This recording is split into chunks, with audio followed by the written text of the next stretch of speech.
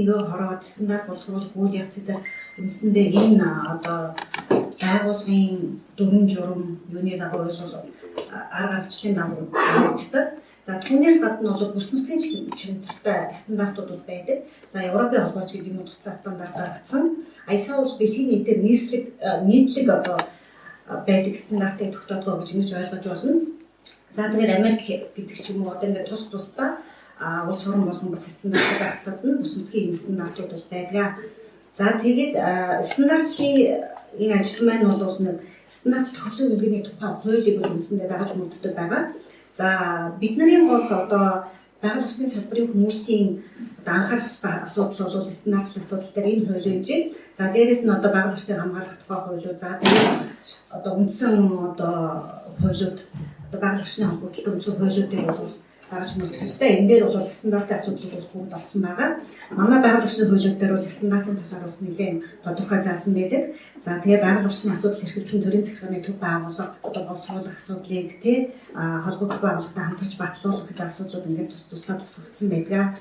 За тэгээд энэ стандарт хэмжүүлсэн газар бол үндсэндээ энэ Монгол Улсын стандартыг одоо батлуулах үйл ажиллагааг хариуцдаг. Энэ маань шадар сайдын доор ажилладаг ийм засгийн газрын хөгжүүлэгч агентлаг байж байгаа.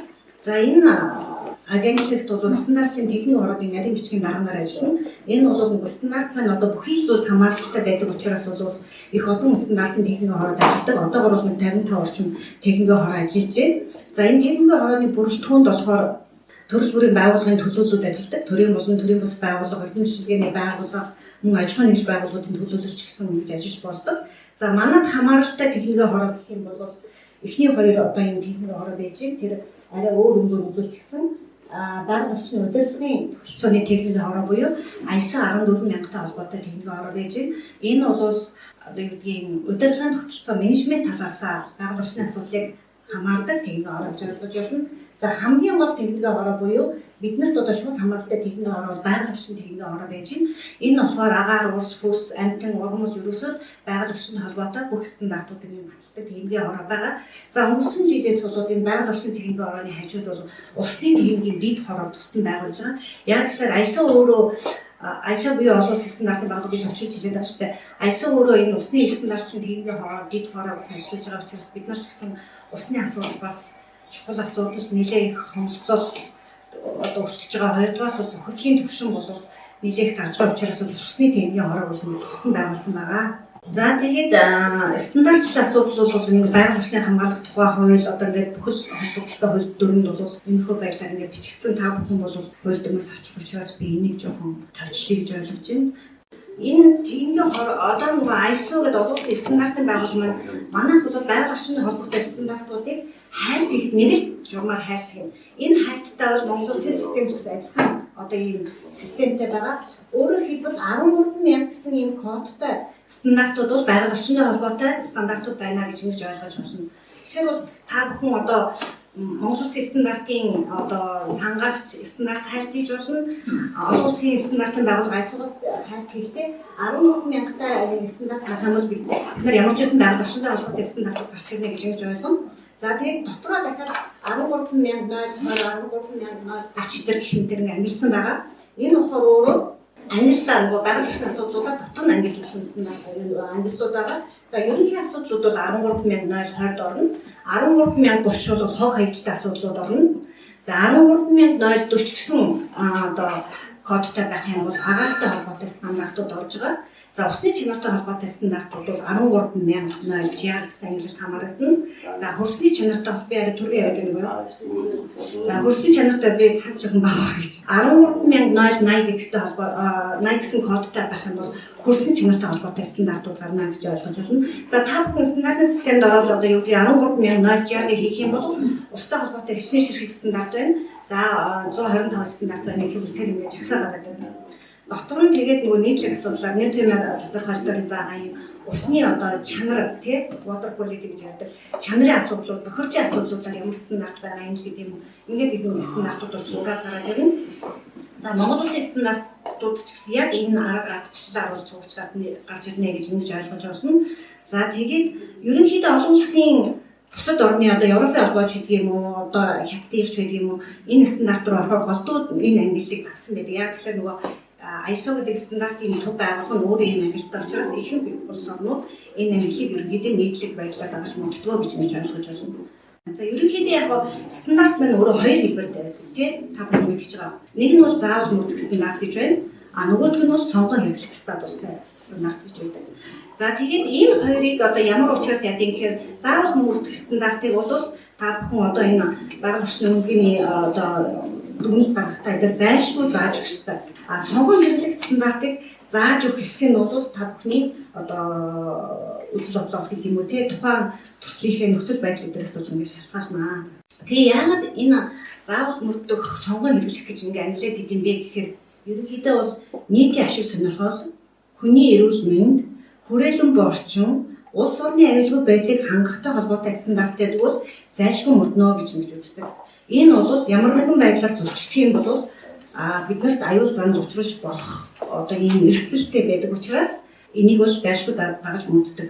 За тэгээд ерөнхийдөө олон улсын стандартын байгууллагаас бол сонгон хэрэглэх стандартын тов нэмэгдүүлэх гэсэн ийм зорилго зорилттой бол ажиллаж байгаа. За улс орнууд ч гэсэн бас ийм зорилтыг бол дагаж ажиллаж байгаа. Гэсэн хэдий ч манай байгаль орчны салбар нөгөө хүний эрүүл мэнд хүрээлэн байгаа орчинд нөлөөлдөг учраас голдуу одоо заавал мөрдөх стандартын тоо бахиу байгаад байдаг бас ийм учир шалтгаантай байдаг юм аа. Ерөнхийдөө бол энэ урдчлалт нь нөгөө ямар стандартууд орж байгаа юм бэ гэдгийг бас хэлсэн ба. Нийтийн ашиг сонирхол гэхээр чинь архив засаг захиргааны материалууд тийм энэ бол нөгөө бидний регистрийн дугаараар ч гэсэн бүх юм гарч явах хэрэгтэй алга болох ёсгүй.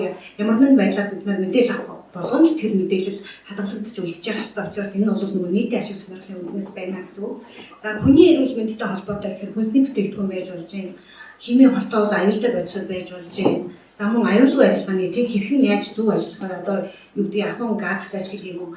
Энэ талын юмуд за тэгээ бүрэлдэхүүн буй орчинтой холбоотой ус агаар хөрс энэтэй холбоотой стандартууд бол энэ заавал мөрдөх стандартын объект болж өгөх юм аа.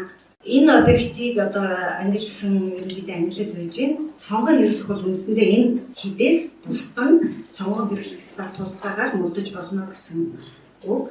За тэгээд байгаль орчны салбарын стандартууд бол нэр томьёоны стандарт бол 7.8%, бүтээгдэхүүний стандарт гэж ярьж байгаа. Яг тухайн бүтээгдэхүүнд зориулсан стандартууд бол 4.4%, шинжилгээний арга аргачлалын стандарт бол 63.6% эзэлдэг. Яг тэгэхээр бид нар ч агаар ус хөрс гэдэг нөгөө олон орчинд олон химийн байдлаар шинжилгээ хийдэг. Шинжилгээний аргууд одоо юу гэдгийг ард хөнгөн ус илэрүүлэх гэдэг нь бол нэг арга биш 2-3 аргаар бол тодорхойлогддог байж болно. Тийм учраас шинжилгээний аргын стандартууд олон байдаг юм аа. Ерөнхийдөө зүгээр стандартын талаар ерөнхий ойлголт бол ийм. За тэгээд бид нар ер нь цаашдаа стандартууд боловсруулахад юу анхаарах хэрэгтэй юм бэ? Боловсруулахаас гадна одоо энэ үнэлгээний дүгнэлтүүд гаргахдаа юуг анхаарах хэрэгтэй юм бэ гэхээр тухайн төсөл өөрөө ямар одоо нөлөөлөлттэй орон зарлалын шинжилгээ гэж үүдэг тийм энэ төсөл хэрэгцснээр агаар гэдэг юм хий ашиглаж гин үү, ус ашиглаж гин үү, байгалийн ямар нөөц ашиглаж гин тийм. За тэгээд завсрын бүтээгдэхүүн юу гарч ийн 5 дамжлагтай байлаа гэхэд эхний дамжлагаас юу гарах юм, хоёрдугаар дамжлагаас юу гарах юм, эцсийн бүтээгдэхүүн болоход юу гарах юм бэ? Дунд нь ямар хий ялгарх уу? Тэр нь хортой юу, хоргүй юу? Хүний эрүүл мэндэд яаж нөлөөлөх юм? Байгаль орчинд яаж нөлөөлөх юм? За ус хэрэглэх ус хэдийн хэмжээтэй хэрэглэх юм? Технологийн усаар хэдэн хувийн гарах юм? Хамгийн сүүлд одоо бохир ус болоод гарч байгаа ус нь өөрөө ямар найрлагатай байх юм? Тэр ус эргээд цэвэрлэхгүйгээр юм уу? Одоо хаяхад ямар нөлөөлөл үзүүлэх үү? Ямар агуулмжтай гарах юм. Бохир ус болгон адилхан агуулмжтай гарахгүй. Яг тэгэхээр тэр бүтээгдэхүүнд ямар одоо бүтээгдэхүүний үйлдвэрлэлийн процесс ямар үйл ажиллагаа явагдсан, ямар бодис хэрэгэлсэн гэдгээс хамаарч тухайн усны найрлага өөр гардаг. Тэгээд одоо манайд юу гэх юм бохир усны дээр одоо 49-43 гээд та бүхэн мэдчихэж байгаа нэг стандарт байж байгаа. Юу гээд байж байгаа одоо төвлөрсөн шугам шүнжээлд нийлүүлэх стандарт буюу одоо өнгөр 2015 он шинээр боловсруулагдсан 6561 NNS 6561 гэдэг стандартууд байна. Энэ бол маш чухал стандартууд. Та бидний одоо дүгнэлт гаргахад зайлшгүй одоо шаардлагатай. Яг тэгэхээр ус ашиглахгүй салбар бараг үгүй байдаг тий. Тэгэхээр тэр 49-43 гэдэг одоо стандарт гэхэд гол борих усанд нийлүүлэх боломжтой стандартын зөвшөөрөлттэй хэмжээг нөгөө хортой аюултай байдлуудын дэд хэмжээг заагаад өгсөн байдаг.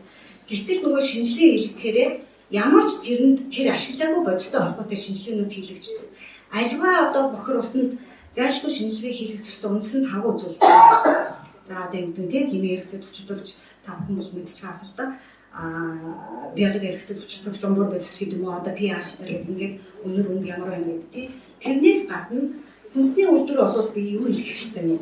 Арь ширний үйлдвэр бол юу хийх ёстой юм гээд тэр тухайн үзүүлэлтээр үзнэ үү гэс тэр заавал 45 бодисыг бүгдээрийн заавал үзүүлэхэд даах шаардлага байхгүй.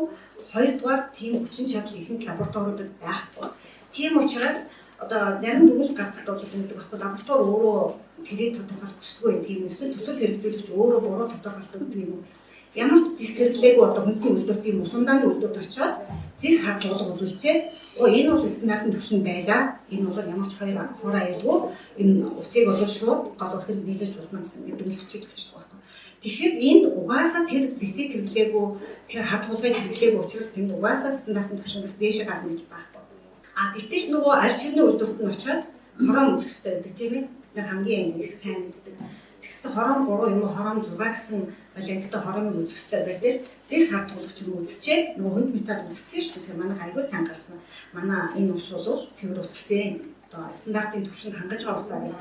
Ингээ буруу дүгнэлтүүд гаргаад идэг ийм тасууд идэг. Тийм учраас тухайн төсөл өөрөө ямар бохирдолтой вэ гэдгээс хамаарч бол тэр дүгнэлтүүдийг гаргах ёстой, тэр шинжилгээнийг сонгож өгөх ёстой гэдгийг та бүхэн одоо бас сайн анхаарч ажиллахыг хүсэж байна. За тэгээ ерөнхийдөө би зүгээр энэ бохирдолтой холбоотой асуудлууд нэлээ их төдөөгөө нэлээ асуудал байдаг учраас энэ одоо жишээ нь дүгнэлтүүдийг харуулж байна л да.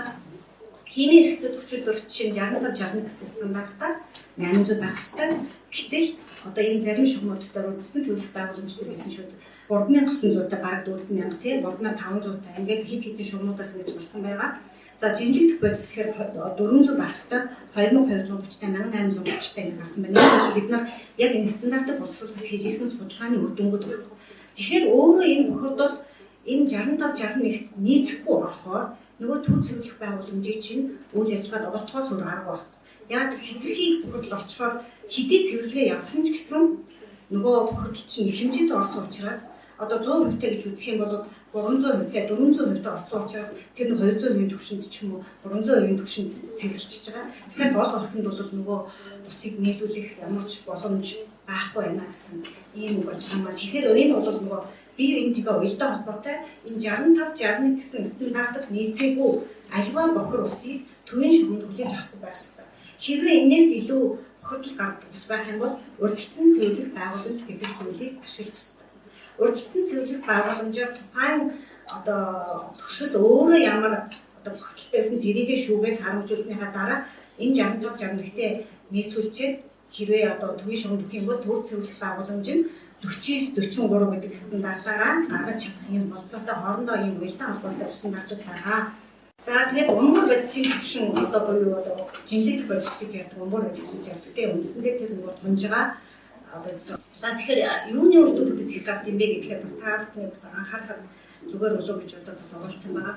Архипивний үйлдвэр бол 2960-тай гардаг юм байна. Арь ширний үйлдвэр 3200-тай гарч байна. Тэгээд ноос ноолоор үйлдвэр бол 19780-тай гарч байна. За улангийн үйлдвэр бас 13000 гаруйтай гарсан байна. Цаас одоо ахын цаасны үйлдвэр бол 3300. Гэтэл маш их энэ том цэнхрээр одоо үйлдсэн байгаа. Энэ бас 57000-тай гарч байгаа. Үйлдвэр бол машин угаалгын. Гэтэл машин угаалгын газрууд хаасаагүй байрладаг. Тэгээ ямар ч нөгөө урьдчилсан цэвэрлэх байгууламж байхгүй төвийн шугамд нийлүүлж байгаа юм судалгаа. Тэгэхээр бол энэ үйлдвэрүүдээр нэлээд их анхаарах ёстой. Арь ширний үйлдвэрээс одоо бидний нөгөө муу нэртэй гэдэг энэ үйлдвэрээс бол хамаагүй илүү юм хөрлөг бол гарсан байгаа. Дээрээс ноос ноолоор үйлдвэрүүд бас нэлээд их гарсан байгаа. Яагаад гэвэл нөгөө тоос шороо тавтаг одоо нөгөө зунгоогнаас салгахын тулд нөгөө ашигласан юмнууд бол нэлээд их өмөр үс болж ингэж хандж байгаа юм байна. За химийн хэрэгцээ 40-40-ийн хувьд бол нэг архипивний үйлдвэр 33500-тай, арь ширний үйлдвэр 7200-тай, за ноос ноолоор үйлдвэр 11500-тай ингэ гарсан байна. Бас нөгөө машин угаалгын үйлдвэр маань маш их бохирдолтой 37000 гаруй миллиграмм литр юм химийн хэрэгцээ 40-40 гарсан ийм дүнтэй харагдаж байна. За сульфидийн хувьд болохоор арь шил 29.3, цаас ахуй үйлдвэр бол нэг 10.4, ноос ноолын үйлдвэр бол 33.3-тай гарсан байгаа. Стандарт хэмжээ бол 10 гэх мэт юм байна. Тэгэхээр бол нөгөө тухайн үйлдвэр дээр та бүхний заавал нөгөө тогтмол шинжилгээг хийлгэхийг одоо бас шаардаж гэж бас хүсэж байгаа маа. Тэгэхээр ийм ерөнхийдөө бодлого байдаг юм байна гэж ойлгож байна. За тэгээ 2014 оноос хойш нэлээд олон стандартуудыг бас бид боловсруулсан байгаа. Жил болгон төлөвлөгөөнд оруулаад ингээд боловсруулаад явдаг. За манай байгаль орчны салбарт бол нийтдээ шууд хамааралтай 370 стандарт байгаа. 370 стандарт бол яг одоо байгаль орчны салбарт шууд хянагдаа явдаг.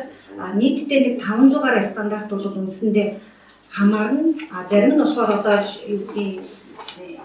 эрүүл мэндийн салбарт хамаардаг явцдаг. Нөгөө эмийн түүхий дээр урмус бэлтгэдэг ийм юмнууд байгаа тийм ашиг тургамлын энэ юмнууд бол нөгөө түүж бэлтгэх тэгээд нөгөө фармакологийн үйлчлэлтэй энэ юмуд холбоотой байдаг учраас эрүүл мэндийн салбарт ингээ хэмжээ явгаа. Одоогоор бол 370 стандарт бол манай салбарт байна. За тэгээ 14 онд бол бид нар химийн хортой бол аюултай бодис бүтээгдэхүүний агуулгын стандартыг бол шинээр боловсруулсан.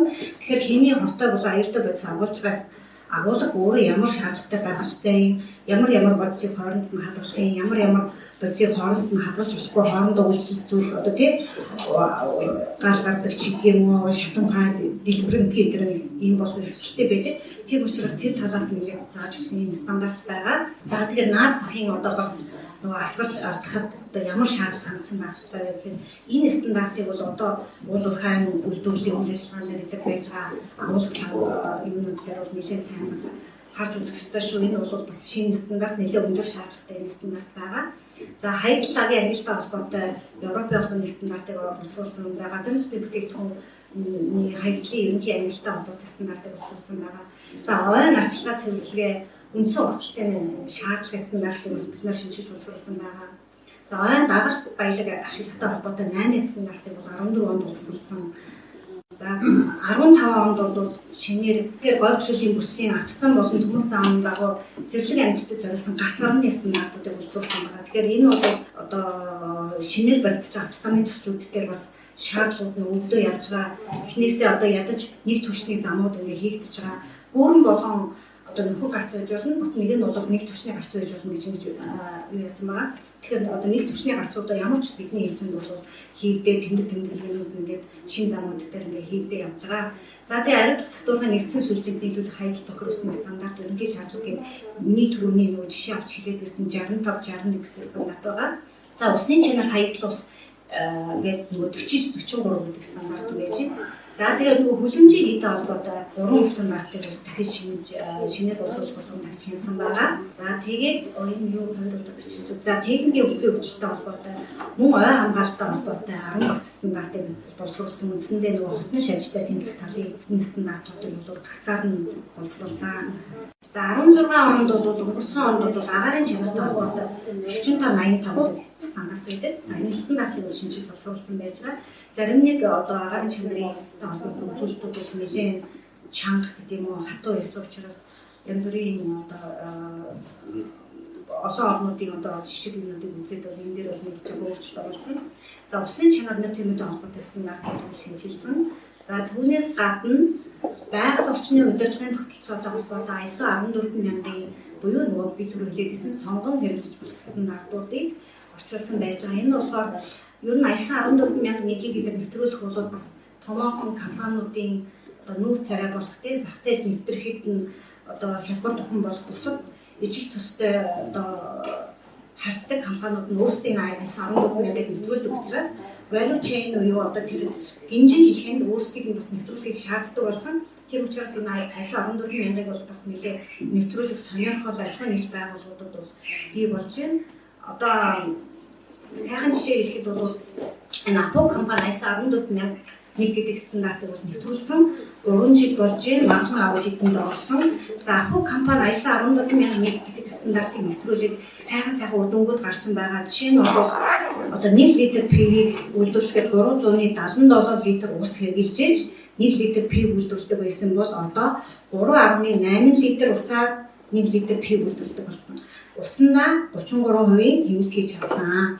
Энэ бол нөгөө хаана алдагдал байсан бэ? Тэрийг яаж эргүүлж ашиглах уу? Яаж багасгах уу гэдэг тал дээр анализ хийгээл зүгээр нэвтрүүлсэн ийм асуудал байж байгаа. За тэгээ Апу компани яг энэ архивынхээ үйлдвэрт бас цахилгаан орчин хүчийг хэмнээд энэ ISO 14001 гэдэг стандартыг нэвтрүүлсний дүнд 160,000-аас 180,000 киловатт цагийг жилдээ хэмжиж чадчих байгаа. Тэгэхээр энэ киловатт цаг бол дундаж нэг жижигтэр сумын нэг жилийн цахилгааны хэрэглээг Апу компани энэ стандартыг нэвтрүүлснээр бас хэмжиж хийж байна. Тэгэхээр энэ стандартыг нэвтрүүлэхэд мэдээж эхлээд тодорхой хэмжээний хөрөнгө оруулалт орно. Гэхдээ үр ашигтай гэдэг нь бол эндээс бас харагдаад байгаа. Тэр тусам манайх шиг нөгөө одоо бид нэр ядаж хөрөнгө эдийн засагта хөрөнгө үйлдвэрлэлтэй орно хэрвээ энэ ногоон чиглэлийн стандартуудыг нэвтрүүлэх юм бол энэ зөвхөн одоо нэр хүнд юу талаасаа ч биш те урсгалдах чадвар талаасаа биш эдийн засгийн хувьд ч гэсэн хэмжиж хэвчэх болцоотой гэсэн ийм бас юмнууд бол ингээд жишээгээр нь харагдаж байгаамаа. Тэгээд хамгийн доотлолт байгаа ISO 14051 гэсэн стандарт нейтрал зарцуулалтын бүртгэл, зарлалын бүртгэл. Тэгэхээр нөгөө үйлдвэрлэлтэй энэ компаниас Мөнгөрва гэдэг компани нэвтрүүлсэн байж байгаа. Тэгээд бас нэлээд их үр ашигтай ажилласан ийм сайхан жишээнүүд бол байгаа. Тэгэхээр бол бид нар ногоон хөгжиж ярьж байгаа энэ үед бол би бас ISO-гийн энэ 14000 удирдлагын тогтолцооны багц стандартуудыг нэвтрүүлэхэд бас бид нэр дэмжиж ажиллаж байгаа. Доктортой үсгийн боловсрол төсөлтэй хамтарч бас зөвлөгөө өгөх энэ стандартыг сурчлан таниулах ажлуудыг бас хийж яваа.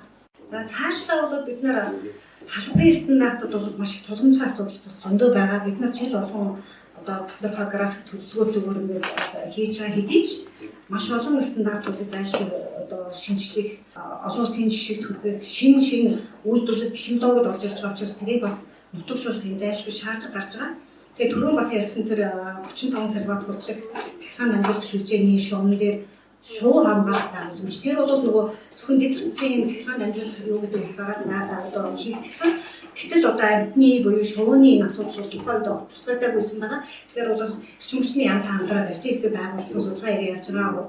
90 онд бол стандарт нь батлагдчих байгаа гэсэн ийм юутай байна. Энэ ондоо бол арай бид нар хараахан батлуулж чадахгүй. Гэхдээ одоо эхний 3 хувилбар гарсан. Тэр 3 хувилбар дээр аль нь илүү одоо зөв хувилбар байж чадах уу? Тэгээ эдийн засгийн нэлээд их асуудлууд гарч ирэх учраас нөгөө нэмэлт тоноглол хийн. Тэгэхээр энийг бол бид нар бас юуг нөгөө сэтгэлийн хөдлөл гэдэг шиг нэг юуг ингэ сонгочих боломж их багтаа байгаа. Ягаад гэвэл дараагийн үр дагаврыг бас бодох тэрийг нэмэлт тоноглоор ихэд хэр удаа ажиллах юм, 1 жил ажиллах юм уу, 5 жил ажиллах юм гэдэг юм уу, үр дүн нь одоо яаж буруулж чадах юм гэдэг дээр судалгаанууд явж байгаа учраас бол эх жилдээ одоо бид нар бол багтаах юм сонирхол байна. Гэхдээ та бүхэн тэр нөгөө үнэлгээнийхээ дүгнэлтэнд яаж явах юм гэхээр нөгөө онцгой нөхцөл дээр нь шувуу хамгаалах байгууламжтай байна гэдэг ингээд шувуу судлаач нартай ярьж байгаа тэр 3 верснээс аль нэгийг сонгоо явуучих бас боломжууд байгаа шүү гэдгийг хэлмээрээ. За тэгээд бид нар бол ерөнхийдөө тэр техник технологиг одоо нэвтрүүлэх тал дээр гадаад орны стандартуудыг нутагшуулах энэ ажлуудыг бас нэлээд хийж байна. За тэгээд орчны бохирдол, байгалийн нөөцийг хэмждэг үр ашигтай ашиглах энэ чиглэлийн стандартуудыг одоо бас олон улсын жишг төрөхөөр бас ажиллаж байгаа. За хог хаягдлын асуудал бас их тулгымцсан асуудал гэдэг. Манайх их утгатай асуудал бол хог хаягдлын стандарт үндсэндээ байхгүй гэж үзэж байна. За хог хаягдлын хууль бол шинжлэхлээ. Хог хаягдлын хуулийн дээр та бүхэн харсан байгаа тэр ландфилийн байгууламж хэдэн зэрэгэлтэй авах юм, зэрэглэлээр ямар ялгаатай авах юм, ямар шаардлагууд тавих юм гэдэг ерөнхийдөө бол ерөнхий шаардлагууд бол бүгд гарсан байгаа. Тэгэхээр бол нөгөө та бүхэн ландфил байгуулахдаа бас тэр талаараа илүү стандарт хүлээлгүйгээр тэрийг бас үзэж хараад шаардлагуудаа тусгай авчаарай гэж хэлээ. За бас цацраг идэвхтэй ашигт мултмлын хайгуул олборлолтын асуудлууд бас байгаа. Тэрнээр байгаль орчны шаардлага асуудлуудыг бас бид нэн тэргуунд бол суулгах хэрэгтэй стандартууд гэдэгтэй ингээд оруулчихсан явж байгаа. За үндсэндээ миний мэдээлэл төвчхон дээр юм байна. Та бүхэн баярлалаа. Зөв цаг нь хэрэг байгаа юм бол би нэг юм сав баглаа бодолтой юм ярих их дуртай болчиход байгаа. Тэгээд за би ер нь 3 минут өгөхтэй гэж төлөвлөе. Яагаад гэхээр бидний хотын хөгжлийн боловсрол төсөл хэрэгжүүлж байгаа зарим ч бас юм суусан санагдчихэв. Тэгээд юу гэдэг за стандарт ч гэсэн яг энэ бол аль алинтай холбоотой. Бидний стандарт бус хэрэглээтэй холбоотой бидний эрүүл мэнд болон эрүүл мэндэд илүү их занал хийж байгаа юм асуудлууд нь яагаад гэхээр стандартын бус сав баглаа бодол бидний хүсэндээ байнга хэрэгжиж байна. Энэ бол өнөөдөр бид нар юу гэдгийг энэ шар цэнхэр савд хотод амьдарч хэрэглэхгүй байгаа гэж бодох боловч бид нар тэнд хадгалагдчихсэн сүү, гаарцыг, айгийг, ааруулыг хэрэглэж байгаа учраас энэ бол биднээс бас нөлөөтэй байгаамаа. Тийм учраас бол энэ үл зайлшгүй холбоотой. За тэгээд энэ цаг байгаа учраас би энэ алдчихжээ. Энэ бол хууль дүрмийн дүрмжтэй холбоотой тийм сав баглаа бодолтой. Тэгэхээр сав баглаа бодол зайлшгүй тавих шаардлагууд хүнсний зорилттой сав баглаа бодол Гэтэл бид нар яаж гэхээр хүнсний бус зорилттой юм хүнсээ хадгалснаас болоод бид өөрсдөө хордох ийм эрсдэл үүсэж байгаа. Гэтэл бид нар яаж гэхээр хүнсний бус зорилттой юм хүнсээ зорилттой. Тэгээд энэ дээр бол шошгон дээр бол мэдээлэл байгаа. Шошин санах хэрэгтэй. Хэд тэмдэглэгээ одоо нэг тэмдэглэгээ гэж яриад байгаа шүү дээ тийм. Энэ одоо савны доор гэхээр энэ дээр одоо нэг тэмдэглэгээтэй гурвалжин нэг тэмдэглэгээтэй. Энэ бол хүнсэн зориулсан одоо үеийн байга гэж нэг ойлгож байна. Энэ бол их олон зэрэглэлтэй нэг 5 гэсэн юм бол хүнсэн зориулсан сав байна гэж нэг материалаар хийгдсэн байна гэж байна. Хараад бид нэг боломж байгаа. Адилхан тунгалаг ийм пэт савнууд байгаа. Тэгээд энэ дээр бол шошгон дээр бол мэдээлэл байгаа. Шошин санах хэрэгтэй. Хэд тэмдэглэгээ одоо нэг тэмдэглэгээ гэж яриад байгаа шүү дээ тийм. Энэ одоо савны доор гэхээр энэ дээр одоо нэг тэмдэглэгээтэй гурвалжин нэг тэмдэглэгээтэй. Энэ бол хүнсэн зориулсан одоо үеийн байга гэж нэг ойлгож байна. Энэ бол их олон зэрэглэлтэй нэг 5 гэсэн юм бол хүнсэн зориулсан сав байна гэж нэг материалаар хийгдсэн байна гэж байна. Хараад бид нэг боломж байгаа. Адилхан тунгалаг ийм пэт савнууд байгаа. Хүнсний бүтээгдэхүүнээ шашгаар уншиж сурах хэрэгтэй. За тэгээд хүнсний тухай хууль, хүнсний аюулгүй байдлын тухай хуулиараа бол зайлшгүй бид нар нөгөө тэмдэгтээ нэмэлт бүтээгдэхүүн хэрэглэдэг бол тэрийг тавих шаардлагыг бол тавьдаг болсон. За тэгээд нөгөө тэмдэгтээ бол аюулын айлтар хортор гэж бас ойлгож болохгүй тодорхой туган хэмжээтэй хэрэглэх хэрэгтэй. За тэгээд энэ Е-ийн тэмдэглэгээ дээр бас дотор нь ангилсан байгаа. Шижигтэй аюултай, маш аюултай, хориотой, хавдар үсгэд тууралдаг, хоолой сүлжлэхэд нөлөөлдөг. Тэгэхээр нөгөө дээр нөгөө хитэн тоопччихээр бид нар яг учрыг сайн мэдэхгүй байгаа шүү дээ. Энэ яа гэм бол нөгөө ортой юмд орчтой гэж бодож байгаа бас шүү дээ. Тэгэхээр бол юу гэх юм одоо Е154 дээр авах юм бол хоолой сүлжлэх замд одоо сөрөг нөлөөд үзүүлдэг одоо гүйцэтгэх ч юм уу тийм жоохон гидс хямрахын үйлчлэгээтэй юмнууд байж болох юм аа. Гэтэл бол нөгөө зөв зүгээр бүтээгдэхүүн идчихээд нөгөө харшилттай бүтээгдэхүүн эдийгүй бахад хүн одоо ингээд цахнаад ч юм уу тууралт өгдөг байдаг тийм. Гэтэл нөгөө юу чинь дотор нь нөгөө тууралт өгөх шинж тэмдэг бүхий энэ Е312 ч 339 340 гэдэг чинь ийм бодисод орцсон байх юм бол бид нар тууралт өгдөг аллергитэй ийм симптомтой хүн бол идэж болохгүй яаж гэдэг юм уу. Тэр юмудаа бол бид нар өөрсдөө бас уншиж сурах зайлшгүй хэрэгтэй байгаа. Ер нь бол хүнсний бүтээгдэхүүн дээр энэ тэмдэглэгүүд тавьдаг хэлсэн. За би бас тэр баталгаажуулалтын зөвлөл ажиллах учраас энэ дээр бол бас их санал шүүмжлж ажиллаж байгаа. Нөгөө пэт савнууд чинь одоо хүнсний зориулсан савнууд гэж юм уу? Одоо тэр богино зураг гэж ярьдаг тийм пэйжэнд хийж болдог болдгоо бүтээгдэхүүнүүд бас байж байна.